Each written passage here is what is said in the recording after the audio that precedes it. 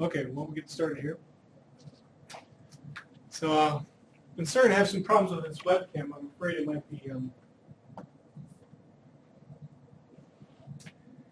be dying on me. Hopefully it doesn't die during the class today. So hopefully you've noticed that assignment number 3 is available. We will talk about it at the end of class. Again, it's not going to be a difficult assignment for you to complete. It is due October 12th at noon. Today we will talk about professional societies. Are there any questions before we get going here? Okay.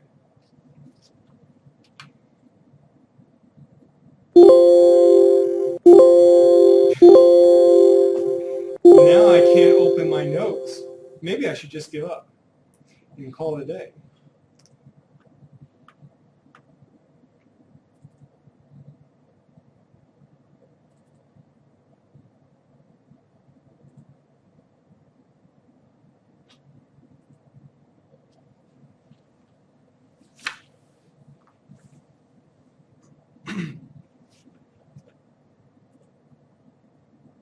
Okay, so professional societies. So most job types have groups that individuals can join where the common interest of this group is to try to forward things that are important to the members of the group. And simply put, these are called professional societies. For statisticians, there are a number of professional societies available. By far, the largest is the American Statistical Association. It has over 20,000, close to 20,000 members in it. It's actually founded way back in 1839 when statistics looked a lot different. It was founded in Boston.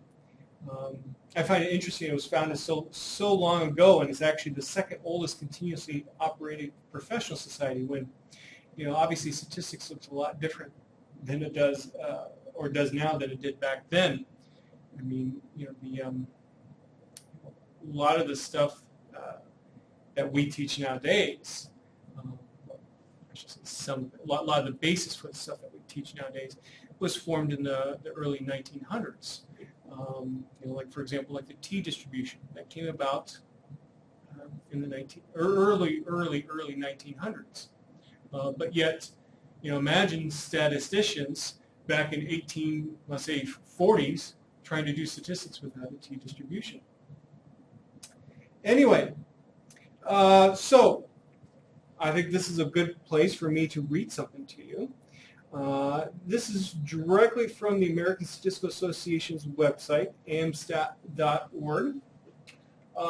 And this says, what the purpose of this society is. And that is the ASA, American Statistical Association, is the world's largest community of statisticians, the Big Tent for statistics. This is a fairly new term that they like to use to promote the ASA, or statistics in general, as a way of saying, well, statistics is used in a wide variety of areas. And so the American Statistical Association provides essentially the home for statistical practice. So the ASA supports excellence in the development, application, and dissemination of the statistical science through meetings. So for example, the Joint Statistical Meetings, which is the largest gathering of statisticians in the world every year, has over 6,000 people who attend it. The Joint Statistical Meetings, we'll learn more about that in our next section. But real briefly, a number of statistical societies together sponsor this meeting. That's why it's called the Joint Statistical Meetings, where the ASA is by far the largest sponsor. Publications. So the American Statistical Association is the home of a number of statistical journals. Membership services, that's like, for example, if you want to find out who else is a member of the ASA in Nebraska, well, you can look it up on their website. Education, there's a number of workshops, continuing education courses that the ASA sponsors. Accreditation, So many professions, especially those that you have to get, let's say, a master's or a professional degree for, will have a certain accreditation process that you need to go through before you can practice as a functioning whatever member of that profession. So for example, lawyers, you have to pass the bar exam. Actuaries, you have to, in order to be a full-fledged actuary, you have to pass a number of exams. Well, in statistics, within about the last 5 years or so, we have started having an accreditation process as well. It is, though, optional, so you don't have to do it. But I see this as something good for our profession to have, because there's a lot of people who say they are statisticians when they are not really statisticians. We'll talk more about accreditation later in the semester. In advocacy, so for example, they'll be talking. They are the main voice that we have for, let's say, talking to members of the government. Also, main voices that are used to talk to other societies. So, for example, you might have heard about 2 years ago, a particular journal banned the use of p-values. Well, who was our voice then? Saying, well, that's not a good thing. Well, it was the American Statistical Association. Now, there are issues with p-values if you've been by chance following that discussion. The problem is non-statisticians for a long time have been misinterpreting them. Maybe more on that later this semester. So our members serve in industry, government, and academia. Notice those three there. Those are the three that I laid out for the career path discussion that we had earlier in the semester. And then, while it is called the American Statistical Association, there are people from all over the world that are members. And they are advancing research and promoting sound statistical practice to inform public policy and improve human welfare. So statisticians are helping humanity, simply put. So I recommend, or I strongly recommend, or I want you to all become members of the American Statistical Association. And just to show you how much I want you, and also the department wants you to become a member of the American Statistical Association, we will actually pay for your first year membership. And that is actually going to be part of the next assignment, to become a member of the American Statistical Association. Okay, we'll talk more about that later today. At the very most basic level, the benefits of being a member of the American Statistical Association is that you can put on your CV, I am a member. And what that will say to any employer, let's say if you're applying for internships, is that you are serious about becoming a statistician. You actually know some of the important things about being a statistician. You're already a member of the main professional society. I mean, seriously, when I interview people for professor jobs, what do I look for? Are they a member of the American Statistical Association? And if they are not, one of the questions I ask them on their interview, and this is rare, well, this has rarely occurred that someone's not, but when they do interview, I ask them, why aren't you? Because that scares me. Are they really serious about being a statistician? Just to give you a quick example, so before we hired Bert Clark as our department chair, we were actually interviewing about a year or two prior to that, and actually this occurred 2 years too. And one of the people that we interviewed actually came from an animal science background, but this person actually had a strong stat background too. To some respect, I find it strange why we would interview someone there, but the person did have a strong stat background. And so, he wasn't a member of the American Statistical Association. And I asked him about it. I said, well, how can you represent a Department of Statistics without being a member of actually any statistics professional association? In the end, we obviously did not hire that person. Okay, so let's talk about structure. Obviously, if you have 20,000 people that are members of this one society, you have to have some structure, to have some organization.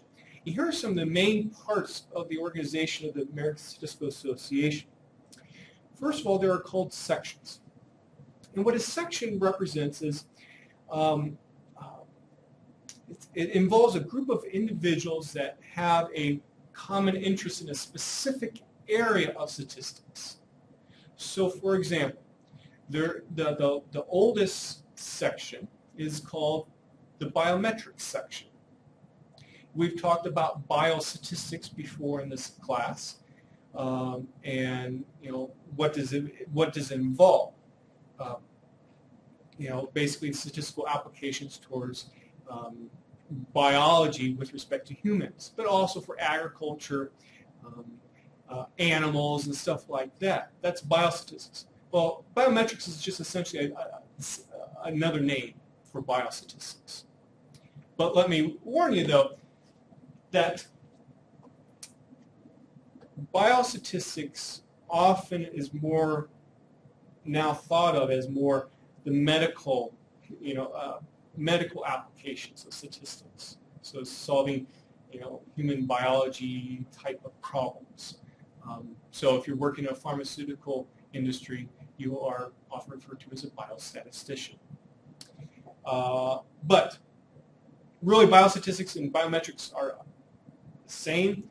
I think most people now think of biometrics as encompassing all these areas right here, and essentially biostatistics is one part of the biometrics. So there are many different sections, and like I said, the biometrics section is the oldest. It's also the largest. I happen to be a member of it myself. But since it is the oldest, and obviously things change over time, this was biometrics came about late 1930s.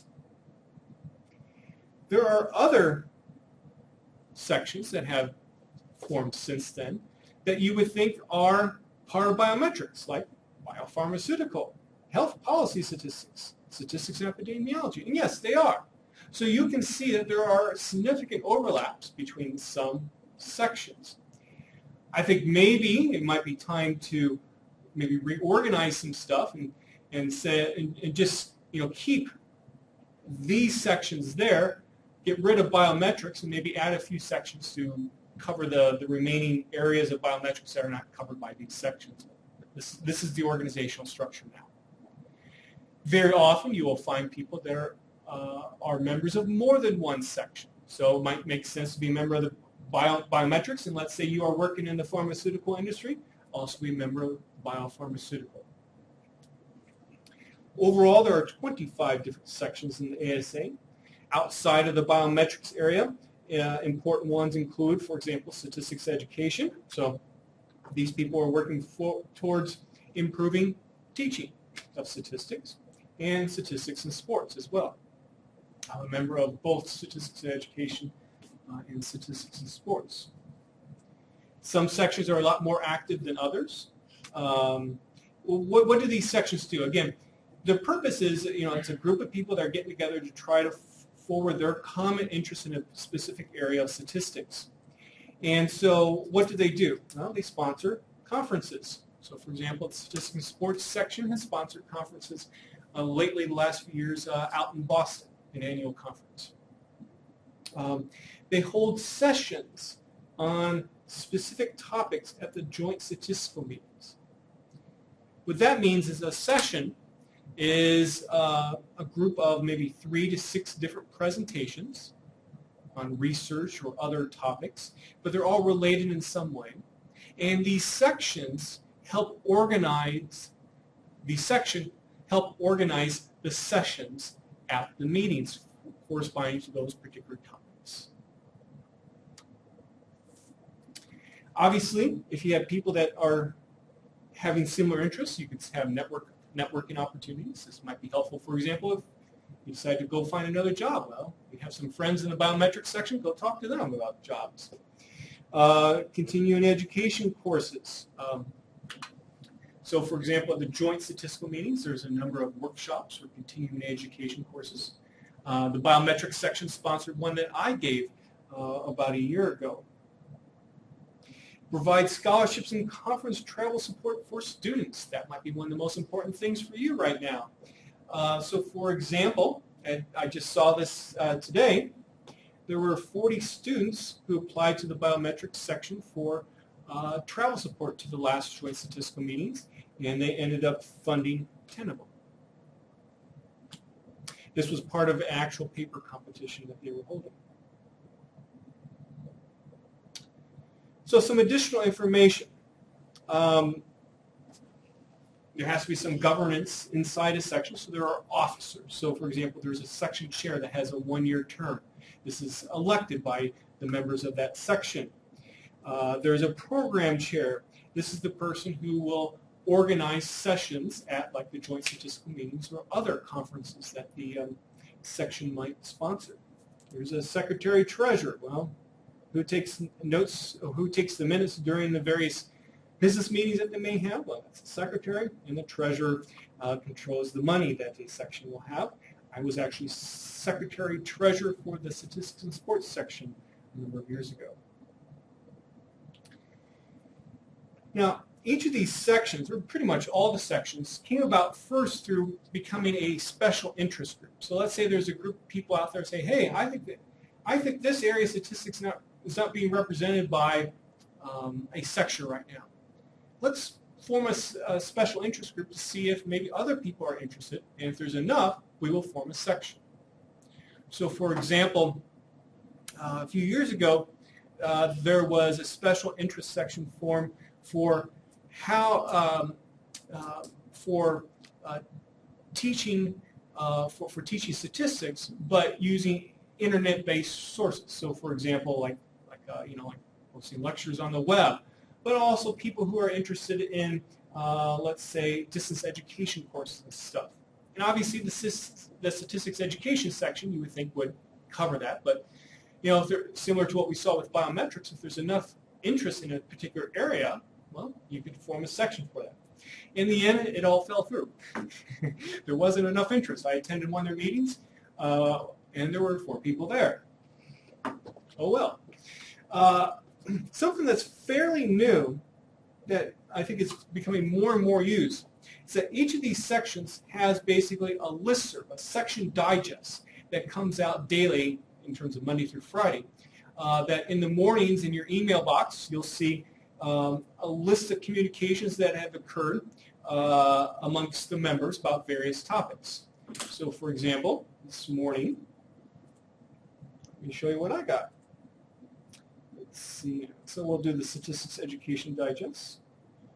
So for example, often you see information about job announcements, but also, for example, the Electronic Undergraduate Statistics Research Conference. Did anybody by chance participate in that last year?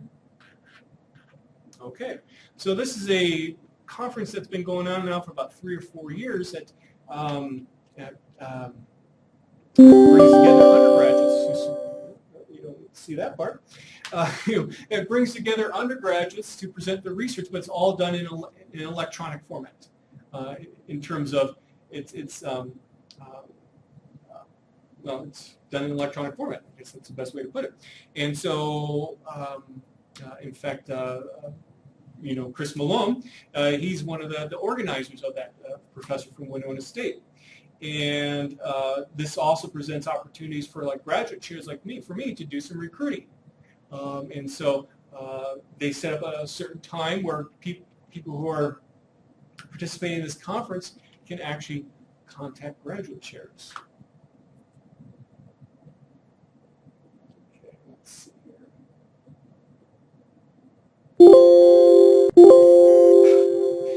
Now I'm not going to be able to open this again.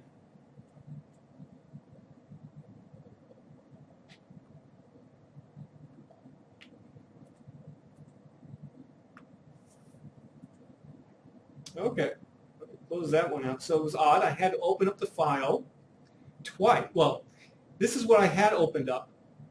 And then I had to open up the file again, and notice it's the same file. But now I have to close it. Now I can go back to the file I was in before. Okay. Let's see here. We'll get back on track. So those are sections. Now there are also something called, it's better let me write. No, we'll do the highlighter for now. So another organizational tool is that there are what are called chapters. chapters, again, it's for people who have a common interest. They get together and form a chapter, but this is based upon geographical common interests. So, for example, the largest chapter out there is the Washington Statistical Society, which is based in D.C. And what they do is that they sponsor. They have meetings throughout the entire year. They sponsor presentations. They sponsor conferences. I've actually given a presentation for this for one of their meetings in the past, and there's tons and tons of statisticians there in the D.C. area, and so that's why they're able to have a very vibrant local chapter presence for the American Statistical Association. Now, there's also, as you might expect, a Nebraska chapter of the ASA. There's a lot less statisticians, or a lot fewer statisticians in Nebraska than there are in the Washington, D.C. area. So because of that, it has just 2 meetings per year. And where one of those meetings typically is a continuing education course.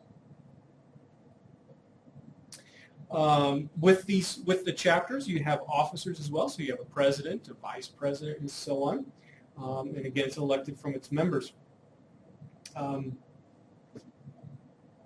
Just a little comment. Nebraska chapter is small. Sometimes they have problems finding people to participate in it. As a student, while you can become an elected member, I think there's a lot better things that you can do with your time than become an elected member of that. Let the people who already have their degrees be elected members. Okay, now there's also committees. And again, these are groups of people that are coming together for a common purpose.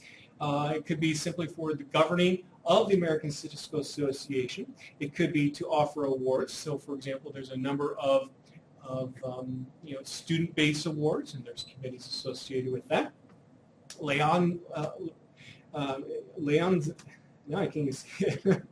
I'll just say they meet with other people in other fields, and deal with various professional issues that occur. So, for example, here are some committees that I've actually been part of. So, for example, there's the Current Index to Statistics Management Committee. I am on that right now. And basically what that is similar to if you've used Google Scholar. Well, this is basically the same purpose in terms of it allows you to find citations or other papers, but just focus on statistics itself. Spend some time talking about the CIS, Current Index of Statistics, later in the semester. There are, well, actually, I have not served on this committee, excuse me, or that committee. I don't know why I said I was served on these committees. There is the continuing education courses that occur at the joint statistical meetings, but also other conferences during the year. And there is a committee that actually helps select those from all that are submitted. I, in fact, just submitted one last week for the joint statistical meetings in 2017. So hopefully they will pick mine. And also there is a committee on fellows. So many professional societies will have a designation that you can say is kind of equivalent to a Hall of Fame, like in sports. So, the best basketball players are in the Basketball Hall of Fame. The best football players are in the Professional Football Hall of Fame or College Hall of Fame. Well, for professions, professional societies often have the same thing. And so there is a committee that selects them.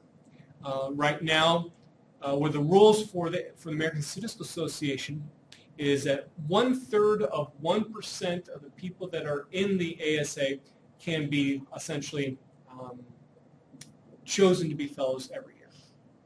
So you can see it's a select bunch, and there were about 60 this year. Note that there is some typos in the notes. I think I was going to approach this a different way, and unfortunately, for some reason, I forgot to delete some stuff out. Again, there are many opportunities to get involved in committee work, but wait until after you graduate. I find this funny is that there's so many committees out there that there's a committee on committees.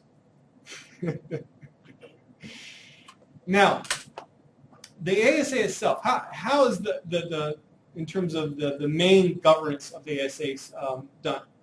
Well, there is an elected board of directors, and as one of the members of this board of directors is the president. This is elected by the 20,000 people. The 20,000 people are members of the ASA, and they serve. The president serves a one-year term as the president, although he's on the board essentially for 3 years as the elected president, the president, and a past president. So there's a 3-year commitment with that. And all these people who are on the board of directors are volunteers. They're not getting paid for this. I'm sure they might have some travel reimbursed, but they are volunteers. Now, there is a paid staff for the ASA. They actually have a physical office location. It's in Alexandria, Virginia, so in the D.C. area. And so this staff does the day-to-day operations of it. You know, these are heavily involved with, for example, getting prepared for the various conferences that they host or they sponsor. The staff is led by an executive director. Right now, he is Ron Wasserstein. And so, for example, that's a bad picture. Can't really see very well. It's projectors. Really bad. Well, anyway, this is me at the last joint statistical meetings, and this is Ron right there. Ron and I both went to K-State, so that's one reason why we had our picture taken there together. Okay, so the ASA's website, amstat.org. They just redid it about 2 weeks ago. I finished these lecture notes probably last August. I put a number of links to their website in my lecture notes. They didn't tell me they were going to redo the website. So there's various links in these lecture notes that you will find. I've tested a few of them out, and they will still direct you to the right spot. So fortunately, when they reconstructed the website, they put forwarding web pages out there. But please note, there might be some that I did not check that do not work out. And you know, if you come back a year or two from now and click on some of these links, they may not work anymore. Maybe they will delete the forwarding web pages. Also, with this new website, not everything is perfect on it. Okay, so this is the website. It has this annoying thing, this image that keeps on changing on it. I think if I actually mouse over it, it will stay. It won't move. Okay. So from this website, you can access a variety of things. If you're a member or if you're not a member. Obviously, if you're a member, you have access to a lot more. In particular, let's take a look at publications. So if I come over here to journals, American Statistical Association has a number of journals. So you may remember, if you take my Study 50 class, me talking about the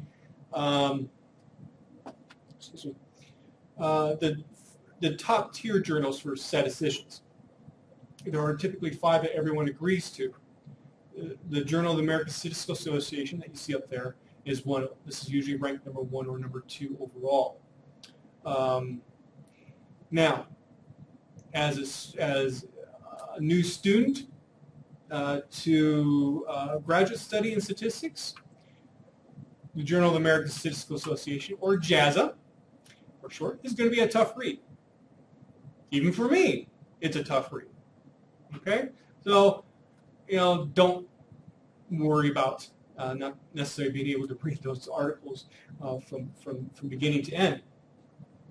But what you should start thinking about now is, well, what journals would be maybe appropriate for you to start, at least starting to look at as a master's student or PhD student. Here are my recommendations. The American Statistician. This is written essentially at a master's level. That doesn't mean you're going to be able to understand everything in it, but it's written at a lower level, and it contains some very good, useful journal articles in there. And I strongly recommend it you look at it, it comes out quarterly. There's a lot of interesting things in there. So, for example, there was a committee formed by the American Statistical Association a couple of years ago to start diving into this p-value problem that I mentioned earlier. And earlier in this year, they published the committee's findings in the American Statistician. It was a good article that they published. Ron Wasserstein was the first author on it. The Journal of Statistics Education. Many of you are TAs. This journal is focused on how can we best teach statistics. Primarily, it focuses on courses like 218, Stat 218. But it can be any level. So, for example, when I was a PhD student, and then shortly after I graduated, I basically wrote a paper about some of the ways that I approach using a course website in my courses, which back then was fairly new. And so I actually got that published there after American Statistician rejected it. But anyway, that was a long time ago. The Journal of Statistical Software, and also I should mention, JSE, Journal of Statistics Education, comes out 3 times a year. So again, what you can do now is start paying attention to what's going on in that. You can, with all these journals, you can sign up for automatic emails sent to you when a new issue is published. The Journal of Statistical Software is a good one. When I was preparing for this lecture last night, I was like, oh, I didn't know that this was connected to the ASA. And I look at their website, I still don't see the connection, because for a long time this was published, and I thought it still was, published completely separate from the American Statistical Association. But it is listed there, so it gives me an opportunity to talk about it. So, let's say, for example, you have created a new R package that estimates generalized linear mixed models, like the ones that you might be seeing in Stat 821 right now. And this package is better than anything else out there, maybe even better than Proc-Mix. Well, you could write a paper on it and get it published there. And was that the last one? For those of you who are interested in sports, this is a decent one as well. So again, it's good to starting to pay attention to some of the stuff that's out there. Originally, back when I was a student, why did people join these professional societies? The number one reason that most people would cite was so that they could get the journals, because you had to be a member to get the journals. They weren't published online. You had to get paper copies. So if you go into some faculty member's office, you often still see large stacks of paper copies. I recycled all mine over the summer. It took me a while to do that, but I did. But nowadays, people are, the number one reason for joining a professional society is not to get the journals, although by being a member, you have online access to all these journals. That comes with your membership. The number one reason now is just to forward the profession. I mean, it's just a good thing to do. To advocate for your profession that you've chosen. So, what other kinds of publications are out there? Let me actually click on publications itself. There are various what they call magazines. In particular, there's AmStat News. So this is a monthly membership magazine. It's more than a newsletter, so I guess that's why they call it a magazine. That you will get a paper copy as a member, monthly sent to you. But it's also online. I would imagine at some point they'll stop sending out the paper copy and you just go online and get it. And this is a very good publication to understand what's going on in statistics, not necessarily research-wise, but what's going on. For example, they have job listings in there. They will have information about upcoming conferences.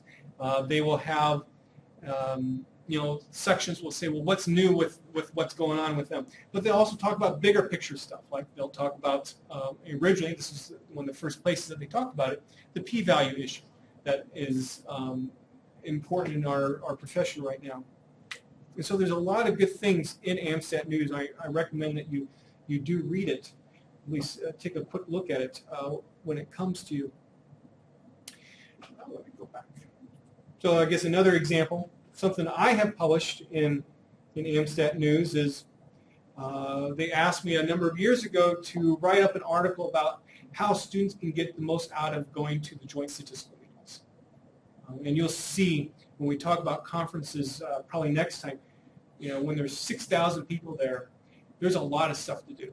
And so I broke it down to help new attendees. Also, so you get AMSAT News with your membership. You also get a fairly new magazine called Significance, which is jointly published with the Royal Statistical Association, which is based in the UK, or Royal Statistical Society, excuse me. And this is a quarterly publication that's written, you could say, kind of at the level of Scientific American. Is anybody familiar with what Scientific American is? That magazine? Okay, Scientific American is a general magazine. It's actually been out, I think, for over 200 years. At least 150 years. A general scientific topic of interest magazine that's written about new things that are happening in science, but written in a way that if you're not an expert in the area, you'll still be able to understand. Great, it's a great magazine. Well, Significance is written at that same level, but focuses on statistics. And so I guarantee you, if you look at an issue of Significance, you're going to find some stuff that's in there. It's like, wow, that's cool. They're talking a lot about the applications of statistics without talking about the theory behind it and what you can do with statistics. So that comes with your membership. Another publication of the American Statistical Association is called Chance, which is very similar to it. That's been out now for about 25 years. I don't understand why they started Significance, since Chance has a similar purpose, but they did. So, for example, I've published 2 papers in Chance, just to give you an idea of what to expect. For my master's degree, I had a research project that looked at how to estimate the probability of success for place kicks in the NFL. For those of you who are in my Study 50 class, you've seen us work with that data set. And so I published that in Chance when I was then a PhD student.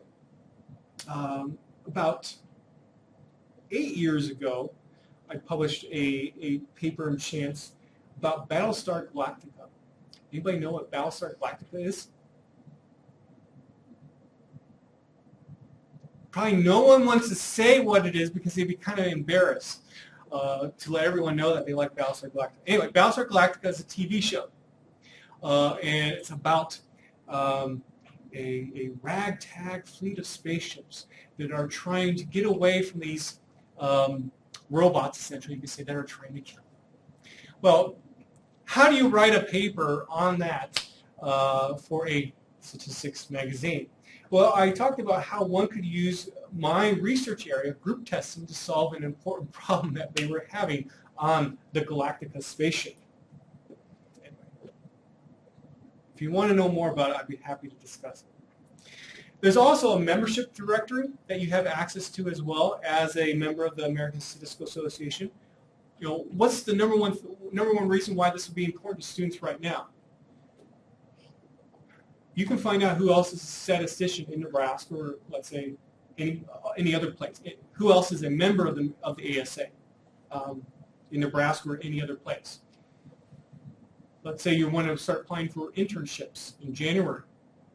Well, if you look up who else is a member of the ASA in Nebraska, you can find out where they are working, and then you can contact them through their email address and say, hey, do you have any internships available at your company? Because not necessarily everything will be advertised. I used this resource when I was looking for internships. I must admit that I wasn't successful, but it's a logical approach, because very often the biggest hurdle to getting an internship is to find out who to contact. And then lastly, there is the ASA Job Web, which we've already discussed in our class. Okay, well, let's talk about some student resources that are available. So this link has changed, but I know if you click on it, it gets you to the right spot. So there is a section, I suppose I'm having problems getting around their website, because I know it's good that they redid it, but I still have problems finding some stuff. So this is, that link that I gave you there basically takes you here, which talks about the various things that they do that will be of interest to students in statistics right now, but also people who are teaching statistics as well. So this is a great resource for you to first start when you're trying to find important information, such as information about scholarships that are available or awards that are available. Obviously, if you're just starting as all of you are, starting your statistics career, you could say academically, awards and scholarships may not be the place where you want to look right now. But as you go along, there's going to be a lot of stuff there that will be of great interest to you. What can be very useful right now is the StatTrack website. Has anybody seen that before by chance? So this was created about 5 years ago, and it's continuously updated with information that's important to students. And very often it's the students who write basically like blog posts, you could say, there. So for example, they will, I was looking around the other day when I was writing up a set of lecture notes for internships for you guys. They have a number of useful hints about how to find internships. In fact, they had a number of students talk about their internship experiences that they had. So a very useful website. There's also the ASA Community for Young Professionals group, meaning, especially if you're just starting a job as a statistician, or maybe you're still a student, this can be useful. Do know I did click on that, and I wasn't really, I think maybe because since I'm not a member of it, it didn't give me access. And so this might be something after you become a member of the ASA you can look more into. Okay. Any questions?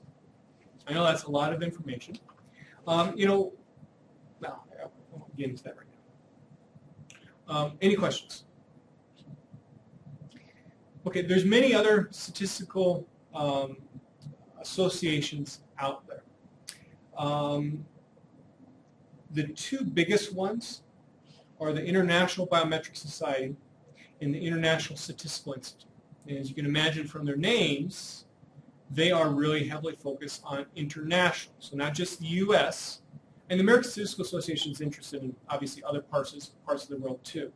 I mean, as you saw earlier, there are members from 90 different countries. But, their number one concern is the United States.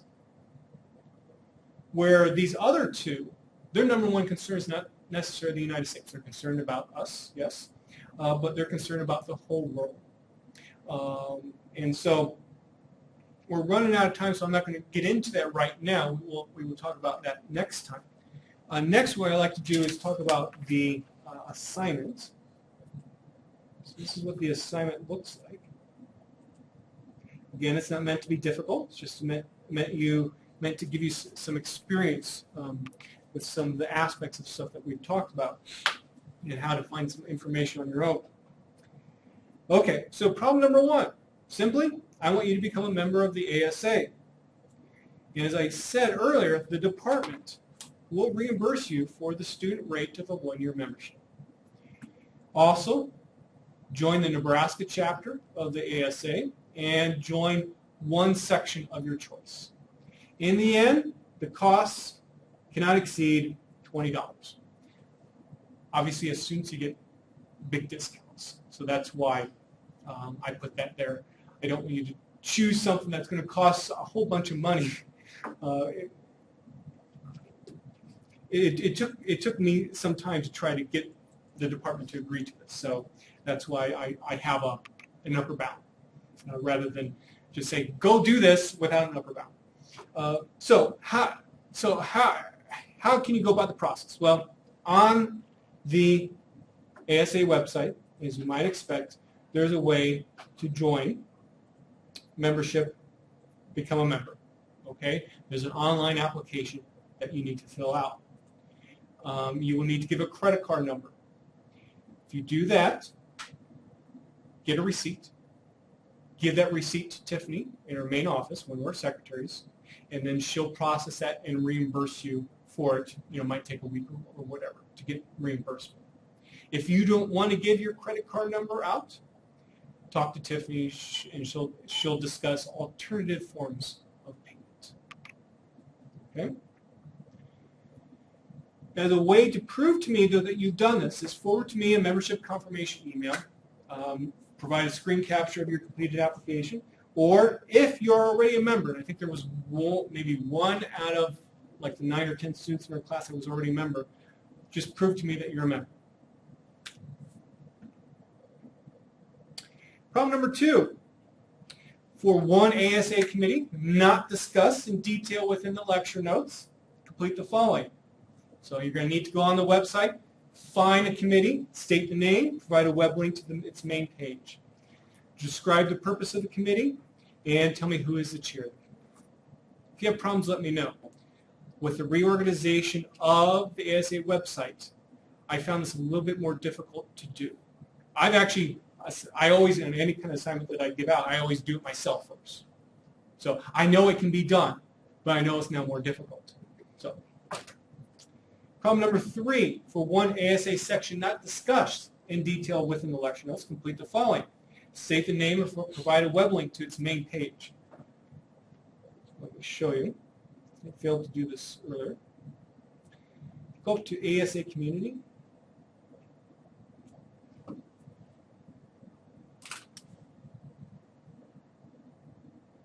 see here. Sections. There you go. That will take you there.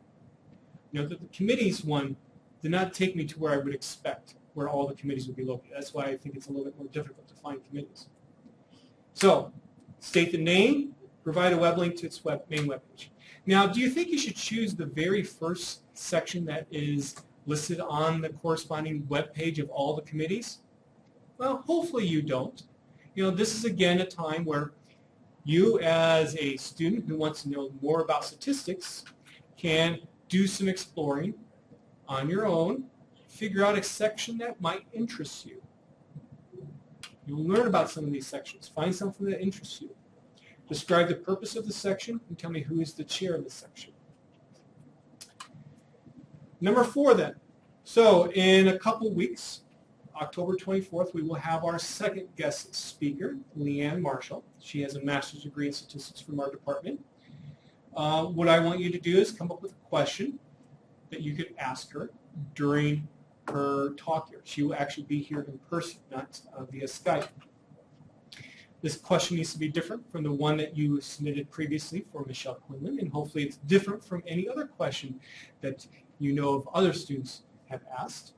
To find out more information about Leanne, her LinkedIn profile is available from this, a link to the LinkedIn profile is available on our schedule webpage, and also I gave some information here as well. And then lastly, to help set up then our next set of discussions, have you attended a statistical conference before? And if so, which one, when was it, and where was it? If not, then you just put no there and you get an easy 2 points. Okay? Are there any questions? Okay, then that's it for today.